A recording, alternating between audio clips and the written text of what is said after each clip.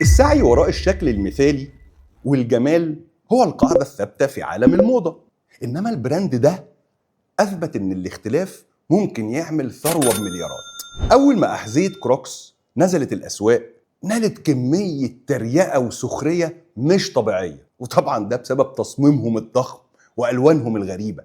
الصدمة بقى إن الشركة ما حاولتش تتكسف أو تغير للتصميم أو تعمل حاجة تانية علشان مجرد إنها ترضي النقاد. هم ركزوا على ميزة تنافسية واحدة واشتغلوا عليها بجد: الراحة المطلقة والعملية. طيب كانت إيه النتيجة؟ المنتج اللي كان عبارة عن كوميك تحول لموضة عالمية بتلبسه أكبر النجوم، وتحول لبزنس بمليارات الدولارات. الدرس اللي نتعلمه هنا: لو حاولت ترضي كل الأذواق وتكون مقبول من الجميع هتبقى براند عادي وممل. خليك متميز ومختلف لفئة معينة، الفئة دي هتحبك وهتدافع عنك بجد.